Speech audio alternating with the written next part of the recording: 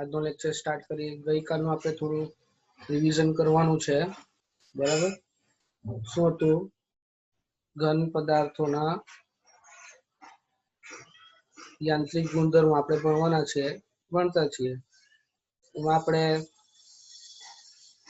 મુખ્ય વસ્તુ ભણેલા આપણે શું કે ભાઈ સ્થિતિસ્થાપકતા, જેને ઇંગ્લિશમાં કહેવાય ઇલાસ્ટિસિટી, બરાબર. અને બીજું છે પ્લાસ્ટિસિટી સીધું ગુજરાતી શબ્દ છે, એ બંને ગુણધર્મ, બરાબર. સિમ્પલ વસ્તુ કહીએ કે જેની જે પદાર્થ ઘન પદાર્થોની જ વાત થાય છે, એમાં ઇલાસ્ટિક જેવા ગુણધર્મ છે તો ઇલાસ્ટિસિટી કહેવાય, સ્થિતિસ્થાપકતા. અને જેમાં પ્લાસ્ટિક જેવા ગુણધર્મ છે, બરડ, 10મા ભણી ગયા છે, બરડ પદાર્થો પ્લાસ્ટિક જેવા, એટલે એકવાર તમે એને બળ આપો બહારથી તો તૂટી જાય, એનો જે આકાર છે બદલાઈ જાય પરમનન્ટલી, તો એ પ્લાસ્ટિક મટીરિયલ કહેવાય. અને સ્થિતિસ્થાપક મટીરિયલ તમને બતાવેલું કે સ્પ્રિંગ છે, ઇલાસ્ટિક મટીરિયલ છે, તેને તમે ખેંચો, વાળી દો, પછી જેમ હતું તેમ પાછો આકાર આવી જાય, તે સ્થિતિસ્થાપક પદાર્થો કહેવાય છે. એના ઉદાહરણ પણ આપેલા હતા.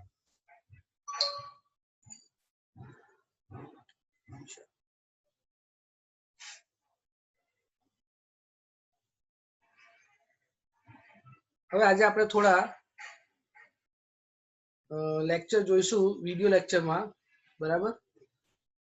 તો પહેલી વાત તો આ સ્ક્રીન છે, આપણે શેર કરીએ, બરાબર.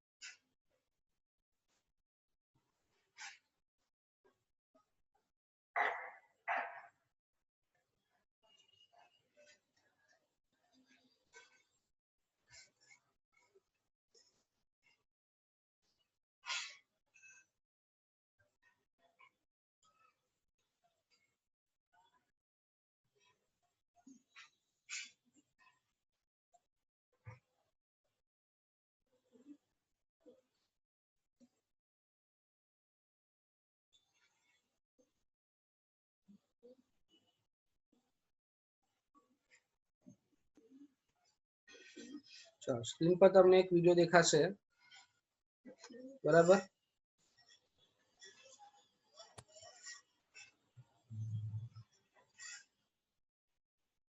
જલ્દી સ્ટાર્ટ કરીએ, આપણે જોઈએ. જો ઉપર ટાઇટલ ઇંગ્લિશમાં લખેલું છે ઇલાસ્ટિક ડિફોર્મેશન, પ્લાસ્ટિક ડિફોર્મેશન. હવે ગયા પીરિયડમાં બતાવેલું વિરૂપણ બળ અને વિરૂપક બળ. તો ડિફોર્મેશન એ ઇંગ્લિશ શબ્દ છે વિરૂપણનો, ડિફોર્મેશન અને ડિફોર્મેશન ફોર્સ, વિરૂપક બળ. અહીંયા તમે જુઓ, આ એક સ્પ્રિંગ બતાવ્યો છે, એને દબાવી શકાય, ખેંચી શકાય, બરાબર છે, ઉપર લઈ જાય તો એની પર શું લાગે છે? બળ લાગે છે. તો એને વિરૂપક બળ કહેવાય છે. કેમ? તેનો આકાર બદલાઈ ગયો, આકાર અને સાઈઝ બદલાઈ ગઈ ને, દબાવીએ તો સાઈઝ ઘટી જાય છે, ખેંચીએ તો વધી જાય. અને જેવો આ વિરૂપક બળ આપણે ઘટાડીએ છીએ, બરાબર, તો શું થાય છે? એ પોતાની મૂળ સાઈઝમાં આવી જાય છે. તો આને ઇલાસ્ટિક મટીરિયલ કહેવાય, જેને સ્થિતિસ્થાપકતા કહેવાય છે. હવે આ સ્પોન્જ બોલ લખેલું છે, જો રબરનો સ્પોન્જ બોલ આવે ને, પેલો સ્માઇલી બોલ, એ તમે જુઓ, ગમે એટલો દબાવો, ગમે એટલો આપણે ખેંચીએ તો જેવો છે તેવો આકારનો બની જાય. બીજું છે રબર બેન્ડ. તો તમે ખેંચ્યા કરો તો શું થાય? આકાર બદલાય, પણ જેવું ખેંચવાનું બંધ કરી દો એટલે તેનો મૂળ સ્થિતિમાં આવી જાય. તો એને ઇલાસ્ટિક એટલે કે સ્થિતિસ્થાપક વિરૂપણ કહેવાય, કે જે પોતાનો આકાર મેળવી લે છે. હવે જો આ સ્પ્રિંગને પાછું ખેંચે છે, બતાવે છે, આકાર બદલાઈ ગયો, લંબાઈ વધી ગઈ, તમારી સામે લંબાઈ વધેલ દેખાય છે, બરાબર. હવે ધીરે ધીરે જુઓ, હજી લંબાઈ વધારે છે, કેમ કે બંને બાજુથી અહીંયા બળ લાગે છે. એટલે જો આ પરમનન્ટ ઇફેક્ટ આવી ગયું. કેમ? જે પદાર્થની સ્થિતિસ્થાપકતા હદ હતી કે એનાથી વધારે બળ લાગે તો તૂટી જાય એવું હોય, અને એનાથી વધારે બળ લગાવ્યું તૂટી ગયું, તો સ્થિતિસ્થાપકતા ગુમાવ્યું, તો એની મૂળ આકારમાં પાછું આવતું નથી. તો એવા પદાર્થ કે જે પોતાના મૂળ સ્થાનમાં કે એવું આકાર વિરૂપણ થયા પછી મૂળ સ્થાનમાં નહીં આવે, તો એમ શું કહેવાય? Plastic material. હવે જો રબરની આ દોરી છે, રબર સ્ટ્રિંગ, અને સ્ટીલની એટલે કે સ્ટીલની દોરી છે. બંને લંબાઈ સરખી જ છે હમણાં, બરાબર છે. પણ તમે બંને બાજુ બળ લગાવો, જો ઉપરથી ને નીચેથી બળ લગાડો, બરાબર છે ને? અહીંયા દેખાય તમને, ઉપરથી નીચેથી બળ લગાવો તો શું દેખાય તમને? બંને પર સરખું બળ લાગે છે. તો શું થશે? આ લંબાઈ વધશે, બરાબર. બંને બાજુ વિરોધ, આ બી લંબાઈ થોડી વધશે, બરાબર. બરાબર. પછી આ શું થાય છે? બળ લગાવે છે, બળ લગાવી રાખ્યું. હવે આ બંનેમાં જો શું ફરક આવે છે? તો સ્ટીલમાં તમારે વધારે બળ લગાવવું પડે છે એની લંબાઈ મેન્ટેન કરવા. અહીંયા રબર પર ઓછું બળ લગાવવું પડે છે. જેવું સ્ટીલ અને રબર પરથી બળ હટાવ્યું, બંનેમાં શું થાય છે? એ રબર સ્ટ્રિંગને આમાં, તો રબર સ્ટ્રિંગમાં એનો મૂળ આકાર જેવો છે તેવો મળી જાય, પણ સ્ટીલમાં નહીં મળે. સ્ટીલમાં શું થાય છે? એનો આકારમાં થોડો ઘણો ફેરફાર આવી જાય છે, એટલે કે એને ડિફોર્મેશન કહેવાય. ડિફોર્મેશન એટલે વિરૂપણ કહેવાય. આપણે ઇંગ્લિશ શબ્દ યુઝ કરીએ ડિફોર્મેશન તો સારું પડશે. હજી આગળ જોઈએ. આ છે સ્થિતિસ્થાપકતા એટલે ઇલાસ્ટિસિટી. ફરી પાછું ખેંચ્યું, પાછું લાવ્યા, લંબાઈ વધી, લંબાઈ ઘટી અને મૂળ સ્થિતિમાં આવી જાય. ફ્લેક્સિબિલિટી નથી, ધ્યાન રાખજો. આને ફ્લેક્સિબિલિટી નહીં કહેવાય. ઇલાસ્ટિસિટી શું છે? મૂળ સ્થિતિમાં આવી જાય છે. જ્યાં ફ્લેક્સિબિલિટી શું છે? તમે પદાર્થને ગમે તે રીતે વાળો, ગમે તે રીતે જેટલું બળ લગાવો, એ પોતાના મૂળ સ્થાનમાં આવી જ જવું જોઈએ, તે ફ્લેક્સિબિલિટી કહેવાય. પણ આપણને ખબર છે કે દરેક પદાર્થનું અમુક હદ સુધી ફ્લેક્સિબલ હોય પછી એ તૂટી જાય. કોઈ પણ રબર હોય એને તમે થોડુંક સમય સુધી ખેંચો, એનું લંબાઈ પ્રમાણે કે એનું મટીરિયલની ક્વોલિટી પ્રમાણે ખેંચો, પછી ખેંચો, હજી ખેંચો તો તૂટી જાય. તો ફ્લેક્સિબિલિટી શું છે? કે તમે એને ગમે એટલું ખેંચો, બરાબર, તમે એને ગમે તે આકારમાં ફેરવી શકો, એને ફ્લેક્સિબિલિટી કહેવાય. પણ એ સ્થિતિસ્થાપક છે એટલું એ નહીં કહી શકે. બંને વસ્તુ અલગ છે, ધ્યાન રાખજો. કોઈ વ્યક્તિ યોગાસન કરતી વખતે પોતાનું નાક એના આગળના ઘૂંટણ સુધી વાળીને ટચ કરી શકતું હોય તો એને ફ્લેક્સિબિલિટી કહેવાય. પણ એનાથી નીચે હજી વાળવા જાય તો એના કરોડરજ્જુ અને પીઠમાં દુખાવે, એનો બ્રેક થઈ શકે છે. તો એ સ્થિતિસ્થાપક પદાર્થ નથી, પદાર્થ માણસનું શરીર, એની ફ્લેક્સિબિલિટી કહેવાય છે. જ્યારે કોઈ પણ પદાર્થ છે, કોઈ રબરની સ્ટ્રિંગ છે, બરાબર છે, તેને તમે ગમે એટલું વાર વાળો, ગમે તે વાળો, આમ તેમ ડાબી સાઈડ જમણી સાઈડ, અને મૂળ સ્થિતિમાં પાછું આવી જાય છે. તો એની ફ્લેક્સિબિલિટી પણ છે અને સ્થિતિસ્થાપકતા છે. તૂટે નહીં, તૂટવું જોઈએ નહીં. તો આપણા માનવ શરીરમાં બી એક હદ છે કે જેનાથી વધારે કોઈ બળ લાગે તો આપણા માનવ શરીરના જે હાડકા છે, મસલ્સ છે, એ તૂટી જાય. એક્સિડન્ટ થાય ત્યારે સૌથી પહેલા આ જ જોવામાં આવે કે એનું ફ્રેક્ચર થયું કે નથી થયું. ફ્રેક્ચર નથી થયું તો એનો હાડ માંસ કેટલું ઘસાયું, કેટલું નીકળી ગયું, કાથી ફાટી ગયું, કઈ ચામડી ફાટી ગઈ, એ બધું જોઈ તો એ શું કહેવાય? કેમ એવું થયું? માણસનું શરીર બી સારું જેવું છે ને, પણ એની પર એક્સિડન્ટ વખતે જેટલું બળ લાગ્યું બહારથી, એના લીધે એના મસલ્સ અંગો પર ઘસારો લાગે, એના લીધે એની પર શું થાય? વિરૂપણ આવે. વિરૂપણ આવવાના લીધે આપણી ચામડી અમુક હદ સુધી એ ઘસારો સહન કરી લે, પછી ફાટી જાય. એટલે એની સ્થિતિસ્થાપકતા ગુમાવી દે ને ફાટી જાય. એટલે અમુક હદ સુધી વિરૂપક બળ લાગતા પદાર્થની સ્થિતિસ્થાપકતા ગુમાવે તો એ શું થઈ જાય? પ્લાસ્ટિક મટીરિયલ જેવું થઈ જાય, તૂટી જાય. બરાબર. હવે આગળ જોઈએ. ફરી પાછું સ્ટીલની રિંગ છે. આમાં જો લખેલ છે રેઝિસ્ટ મોર અને રિવર્સ બેક ક્વિકર. એમ કે છે કે તમારે સ્ટીલને કે લોખંડને ખેંચી રાખવું પડે, વધારે બળ લગાવવું રાખવું પડે એનું લંબાઈ વધારવા માટે, અને વધારે સમય સુધી આપણે એને ખેંચી રાખવું પડે તો એની લંબાઈમાં વધારો થાય. બરાબર છે ને? કેટલું બહુ હાર્ડ મટીરિયલ છે. રબરમાં એવું નથી થતું. રબરમાં બહુ ઓછું બળ લગાવો તો બી એની લંબાઈમાં વધારો થઈ શકે છે, અને એટલું બળ નહીં લગાવી રાખવું પડતું કે એટલી એની લંબાઈ મેન્ટેન કરવા માટે. બીજું રેઝિસ્ટ મોર એટલે પદાર્થનું સ્ટ્રેન્થ એટલી બધી છે સ્ટીલની કે પદાર્થ પોતાની અંદરના જે કઈ બળથી ફેરફાર આવે છે સાઈઝમાં એને અવરોધે છે. સ્ટીલ પોતાના આકારમાં વધુ પડતું ફેરફાર થવા દેતું નથી. એવું મટીરિયલ છે. જ્યાં રબર ફેરફાર થવા દે છે. કેમ? કેમ કે રબર છે, ઇલાસ્ટિક છે અને એ પોતાની જાતને મૂળ સ્થિતિમાં લાવવા માટે સક્ષમ છે. જ્યાં સ્ટીલ એ પોતાની જાતને મૂળ સ્થિતિમાં લાવવા એટલું સક્ષમ નથી. પણ એટલે શું કરે? પોતાના આકારને બદલવા નહીં દે. એટલે અહીંયા લખ્યું છે રેઝિસ્ટ મોર અને રિવર્સ બેક ક્વિકર. ઝડપથી પોતાની મૂળ સ્થિતિમાં આવવાની કોશિશ કરે. હવે જો અહીંયા આગળ શું લખે રબરમાં? મોર ઇલાસ્ટિક. મોર ઇલાસ્ટિક એટલે જેટલું ખેંચો ખેંચી શકાય, જેટલું ખેંચો ખેંચી શકાય એમ છે. તો જો ઇલાસ્ટિક એટલે શું? ઇલાસ્ટિસિટી એટલે સ્થિતિસ્થાપકતા, સ્ટ્રેસ અને સ્ટ્રેન નો ગુણોત્તર છે. સ્ટ્રેસ એટલે શું છે એ હુકનો નિયમ પરથી આપણે જાણવા મળશે. તે હું તમને હવે પછીના એમાં બતાવું છું.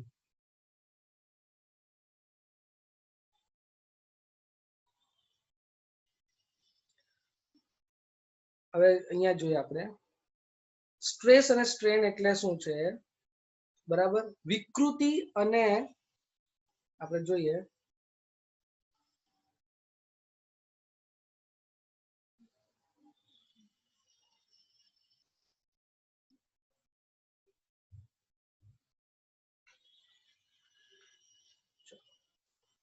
અહીંયા હું તમને બતાવું. જુઓ પેલા ઇંગ્લિશમાં શબ્દ લખેલો હતો સ્ટ્રેસ અને સ્ટ્રેન. તો સ્ટ્રેન એને વિકૃતિ કહેવાય.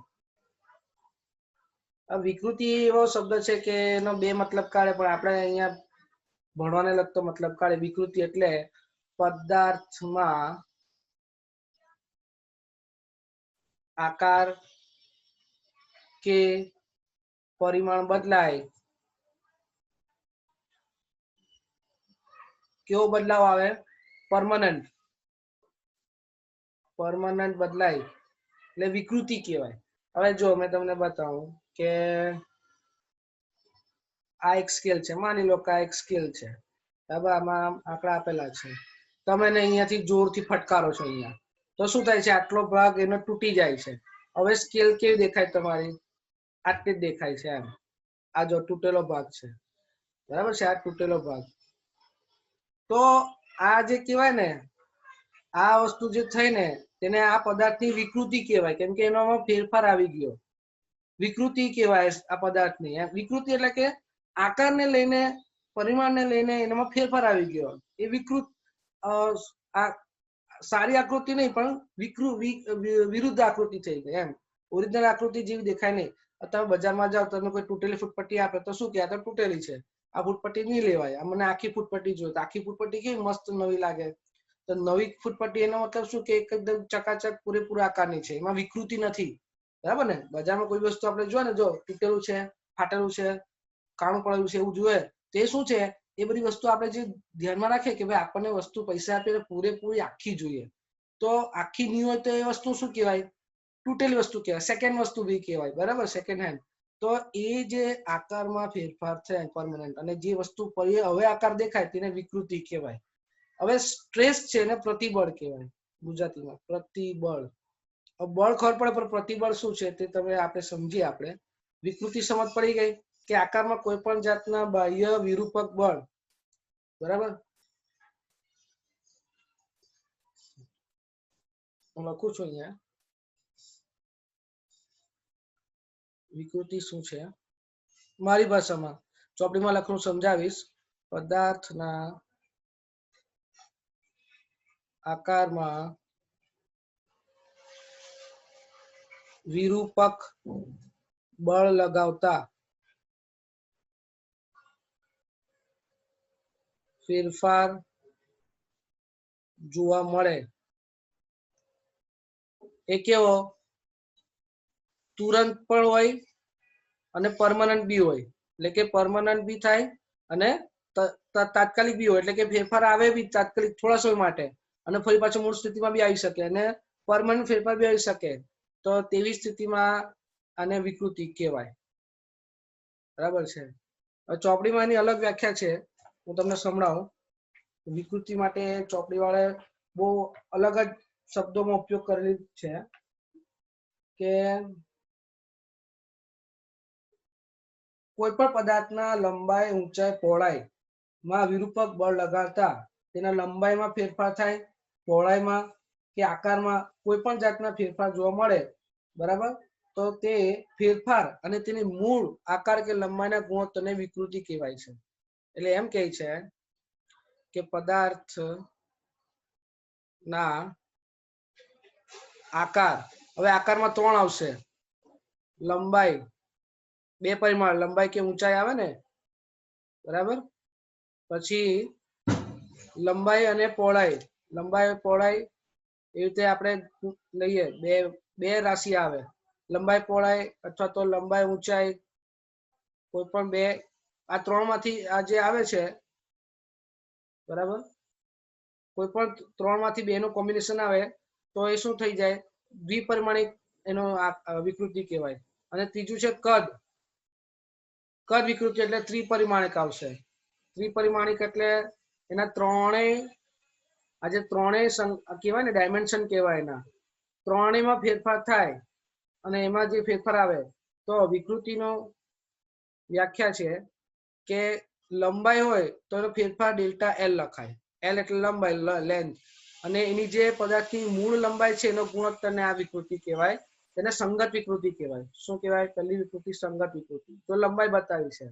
બીજું, પદાર્થને કોઈ પણ આકારનો ફેરફાર થાય એટલે ડેલ્ટા એ એટલે એરિયા, એરિયા એટલે શું થાય? ક્ષેત્રફળ, બરાબર, એટલે કે કોઈ પણ બે રાશિ દેખાય ને, આવી બે રાશિમાં ફેરફાર થાય તો ક્ષેત્રફળ ફેરફાર થાય, અને એનું મૂળ ક્ષેત્રફળ જે હતું તેનો ગુણોત્તર, તો તે બીજી પાર્શ્વિક વિકૃતિ કહેવાય. શું કહેવાય? પાર્શ્વિક વિકૃતિ અથવા આકાર વિકૃતિ પણ કહી શકાય. આકાર વિકૃતિ, ચોપડીમાં આકાર વિકૃતિ નામ આપેલું છે, પાર્શ્વિક અલગ છે, બરાબર. હવે એમાં એવું છે, એ એરિયા માટે તમે કોઈ પણ એક ભૌતિક રાશિનું આપણે લઈ શકીએ કે લંબાઈ ગુણ્યા પહોળાઈનો ફેરફાર, લંબાઈ ઊંચાઈનો ફેરફાર અને પહોળાઈ ઊંચાઈનો ફેરફાર, ત્રણમાંથી કોઈ પણ એક ફેરફાર લઈ લઈએ તો ચોપડીમાં સૂત્ર આપેલું છે ડેલ્ટા એક્સ ના છેદમાં એ, બરાબર, અથવા એલ, તો તે પણ લઈ શકાય છે, બરાબર. પછી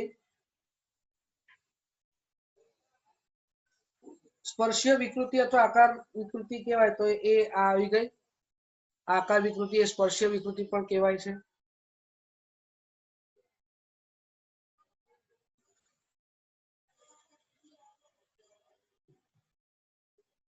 અને ત્રીજી વિકૃતિ છે કદ વિકૃતિ. કદ વિકૃતિ એટલે ત્રિપરિમાણિક જોવાનું, ત્રિપરિમાણિક એટલે વોલ્યુમ વી, વોલ્યુમ પરથી આપણે કદનું સંજ્ઞા છે વી, એને કદ કહેવાય. કદ એટલે ધારો કે ગોળો છે, ગોળોનું કદનું સૂત્ર શું છે? 4/3 પાય ત્રિજ્યાનો ઘન. પછી લંબઘન છે, લંબઘન છે ને, તેનું શું આવશે? લંબાઈ ગુણ્યા પહોળાઈ, પહોળાઈ ગુણ્યા ઊંચાઈ, બરાબર, અને ઊંચાઈ ગુણ્યા પહોળાઈ અથવા પહોળાઈ ગુણ્યા લંબાઈ, આ આવી ગયું. સમઘન હોય તો, સમઘન હોય તો શું થાય? લંબાઈનો ઘન, બરાબર છે. તો આવી જે છે પૂરેપૂરું પદાર્થમાં જે ફેરફાર આવે તે છે કદનો ફેરફાર ડેલ્ટા વી. આ શું છે? કદનો ફેરફાર, એટલે કે કદમાં વિકૃતિ, અને એની સામે એ પદાર્થની મૂળ કદ, તો આ કદ વિકૃતિ કહેવાય. એટલે ત્રણ વિકૃતિ છે, બરાબર. સંગત વિકૃતિ માત્ર લંબાઈ પહોળાઈ કે એક એક રાશિ વાળું, આકાર વિકૃતિ અથવા સ્પર્શીય વિકૃતિ જેવા દ્વિપરિમાણિક, બે વસ્તુમાં ફેરફાર થાય, લંબાઈ પહોળાઈ કે પહોળાઈ ઊંચાઈ કે કોઈ પણ એક વસ્તુમાં, અને છેલ્લું છે કદ વિકૃતિ, ત્રણે ત્રણ એને જે કઈ પણ છે ભૌતિક રાશિના પરિમાણ તેમાં ફેરફાર થાય. પ્રતિબળ છે, પ્રતિબળ પર આવીએ, આજનો છેલ્લો ટોપિક પ્રતિબળ.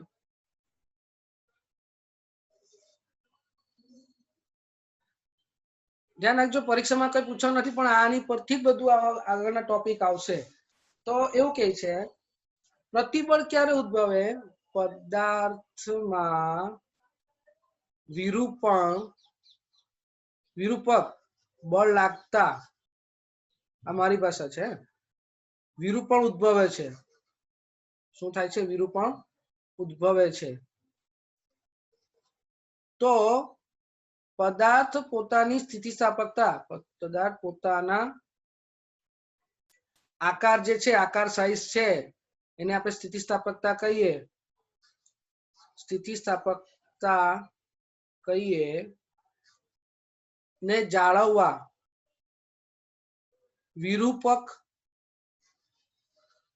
બળની વિરુદ્ધ દિશામાં બળ લગાડે. પદાર્થ લગાડે, ધ્યાન રાખજો, બાહ્ય બળ નથી. પદાર્થ પોતે પોતાના આકારને જાળવવા, આપણે બહારથી બળ લગાવે, ખેંચીએ છીએ, લંબાઈ વધારે, પણ પદાર્થ શું કરે, એની લંબાઈને વધવા નહીં દેવા માંગે, તો શું કરે, એ પોતાની જાતે અંદર અંદર એવું બળ લગાડે કે જેથી એનો આકાર તૂટે નહીં. તો એવા જે બળ છે, બરાબર, તેને પ્રતિબળ કહેવાય. જો પ્રતિબળ કહેવાય, બરાબર છે. આ મારી ભાષામાં છે, ચોપડીમાં અલગ રીતે આપેલું છે. ચોપડીમાંથી જે લખો છે વંચાવું તમને. પદાર્થ પર બાહ્ય બળ લગાવવામાં આવે અને તેના ત્રણેય પરિમાણો ફેરફાર થઈ શકે છે, બરાબર છે. તો જ્યારે પદાર્થના આડછેદને કે લંબ રૂપે કે બે સમાન બળો લાગુ પાડીને ખેંચવામાં આવેલો હોય, એવામાં એકમ કદ અથવા આડછેદની પુનઃસ્થાપક બળ. હવે જે આ જે બળ કહેવાય ને, એનું બીજું નામ છે પુનઃસ્થાપક બળ. નામ પછી ખબર પડી જવું છે કે ભાઈ પુનઃ એટલે પાછું, સ્થાપક એટલે જેવું છે તેવું, એવું બળ લગાડે. કોણ લગાડે? પદાર્થ પોતે લગાડે. પદાર્થના પોતાનું જે રચના છે, દ્રવ્યની સંરચના છે ને, દ્રવ્ય જે છે એ જેનું બનેલું છે, એ સંરચનાને લીધે એની જે સ્થિતિસ્થાપકતા રચાયેલી છે, તે પુનઃસ્થાપક બળ ઉદ્ભવે અંદર. તો તે બળને શું કહેવાય? પ્રતિબળ કહેવાય છે. તો પ્રતિબળના બી ત્રણ પ્રકાર છે: તણાવ પ્રતિબળ, દાબીય પ્રતિબળ, બરાબર, અને સ્પર્શીય પ્રતિબળ. જે પ્રકારનું પ્રતિબળ આવે, એટલે કે વિકૃતિ આવે, તે પ્રકારનું પ્રતિબળ લાગે. ફરીથી વ્યાખ્યા વાંચું છું કે જ્યારે પદાર્થ પર વિરૂપક બળ લગાવવામાં આવે ત્યારે પદાર્થમાં પુનઃસ્થાપક બળ ઉદ્ભવે. જો ધ્યાન રાખજો, મેં શું કીધું? વિરૂપક બળ લગાવવામાં આવે તો વિરૂપક ઉદ્ભવે, ત્યારે શું આવે છે? પુનઃસ્થાપક બળ ઉદ્ભવે છે. આ પુનઃસ્થાપક બળ નું માન લાગેલા બળ જેટલું જ, પરંતુ વિરુદ્ધ દિશામાં. એટલે કે આ જેટલું બળ અહીંયા લાગેલું છે ને, એટલું જ બળ તે વિરુદ્ધ દિશામાં, કઈ દિશામાં? જો લખેલું છે વિરુદ્ધ દિશામાં બળ લગાડે, તો એ બળ એકમ ક્ષેત્રફળ દીઠ, કેવો? એકમ ક્ષેત્રફળ દીઠ, અહીંયા જુઓ ક્ષેત્રફળ છે, એકમ ક્ષેત્રફળ દીઠ ઉદ્ભવતા પુનઃસ્થાપક બળ. આ બી ઉદ્ભવે છે, જો લગાવતા નથી, આ ઉદ્ભવતું બળ છે, પદાર્થની અંદર ઉદ્ભવતું બળ છે, એને પ્રતિબળ કહેવાય છે. આ પ્રતિબળનું સૂત્ર છે લગાવેલું વિરૂપક બળ અથવા પુનઃસ્થાપક બળ.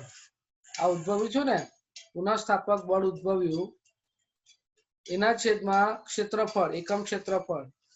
આ સૂત્ર છે પ્રતિબળનું, બરાબર છે. ચાલો તમને સમજાવી દઉં વિઝ્યુઅલી કેવું છે.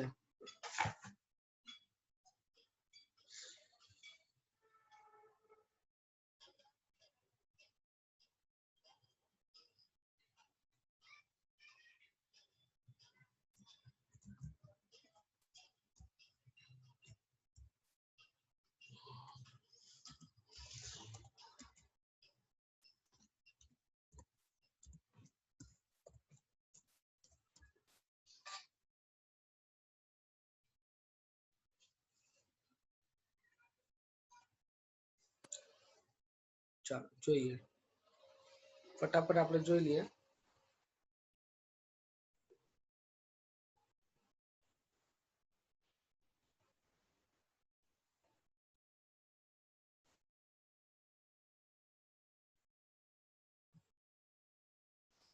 આ એક કે છે બીમ. બીમ એટલે પેલો કન્સ્ટ્રક્શનમાં આપણે જે બીમ બનાવે ને, કોઈ પણ બિલ્ડિંગ નો બીમ છે, બ્લોક બનાવે તે, બરાબર. આ બીમ ઓફ લાઇટ એટલે કે કિરણપુંજ, પ્રકાશનું કિરણપુંજ.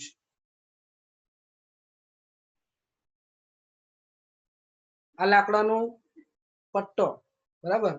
પછી બીજો સિમેન્ટનો, બીજો સિમેન્ટનો. હવે જો આ એક ત્રિપરિમાણિક પદાર્થ છે. જો લંબાઈ, પહોળાઈ, ઊંચાઈ ત્રણ ત્રણ છે, જો, બરાબર. અહીંથી દબાયું, જો આ બળ લાગ્યું, આ વિરૂપક બળ જોઈ લો, આપણે વિરૂપક બળ લગાવ્યું, એનું દબાણ કર્યું ઉપરથી, તો જો એનો લંબાઈ અને એની પહોળાઈ ઊંચાઈને આમાં ફેરફાર થાય, બરાબર. હમણાં તો ખાલી લંબાઈમાં ફેરફાર થાય, પણ દ્વિપરિમાણિક જ આવશે જો આખું ક્ષેત્રફળ પર બળ લાગે છે. હવે શું થયું, દબાયું છે, ક્યાં સુધી દબાવે છે, જ્યાં સુધી વિકૃતિ છે. તો અહીંયા જે બધા નીચેના પદાર્થોના અણુઓ છે, અહીંયા અણુઓ, આ બધા અણુઓ, બરાબર, એ અણુઓ શું કરશે, ઉપર તરફ બળ લગાડશે. ક્યાં તરફ બળ લગાડશે, ઉપર તરફ બળ લગાડશે. જોજો પદાર્થ પર ઉપર જે બાહ્ય બળ લાગ્યું તેનો વિરોધ કરશે. કોણ વિરોધ કરશે, પદાર્થ. અને ક્યાં વિરોધ કરશે, તો એ અંદર બાહ્ય બળ. જો હજી દબાવ્યું, બરાબર. પદાર્થ પોતાની મૂળ સ્થિતિમાં છે, દબાયેલું છે, તો અહીંયા શું લાગે છે, એની પર સ્ટ્રેસ આવ્યું. પદાર્થ પર શું આવે, સ્ટ્રેસ આવ્યું, બરાબર ને. હવે સ્ટ્રેન તો લાગી જ ગયું છે, જેવું આપણે બરાબર સ્ટ્રેન લાગ્યું. જો આ ભાગમાં એવું બતાવે છે, આ અણુઓની રચના છે. જો ક્લોઝ પેક, આ આંતર આણ્વિક રચના અને આ આંતર પરમાણ્વીય રચના અહીંયા આવશે.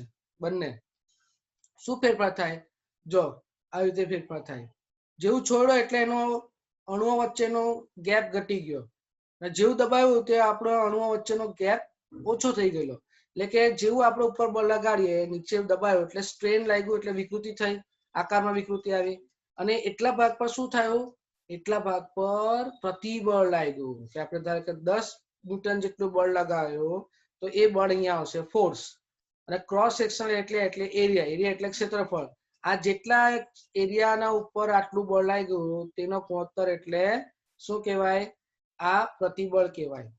હવે એફ એટલે બળ, વિરૂપક બળ, વત્તા જેટલું બળ લાગ્યું 10 ન્યૂટન, અને એ કેટલા ક્ષેત્રફળ પર લાગ્યું, આટલા ક્ષેત્રફળ પર લાગ્યું છે. જો ઉપર દેખાય ને, એ લખેલું છે. તે ક્ષેત્રફળ પર લાગે તો એને શું કહેવાય, આને ગુણોત્તરને પ્રતિબળ કહેવાય. હવે જો બીજું એક લખેલું છે અહીંયા, મ્યુ સ્ટ્રેસ અને સ્ટ્રેસ જુઓ, અલગ આપેલું છે. મ્યુ સ્ટ્રેસ એટલે ઓલરેડી એની પર બાહ્ય બળ લાગતું જ હતું, બરાબર. અને એની પર બીજું 10 ન્યૂટન બળ લગાવ્યું, એટલે નવો ક્ષેત્રફળ એરિયા એનો બદલાઈ ગયો. કેમ બદલાઈ ગયો, હવે કેમ સ્ટ્રેસ ઘટી જાય, જો અહીંયા લાલ નિશાન બતાવે છે. હવે જેટલો એરિયા વધે, સ્વાભાવિક છે, જો સમજો, એરિયા વધી ગયો તો હવે વધારે એરિયા પર બળ લગાડશો તો પ્રતિબળ ઓછું ઉદ્ભવે.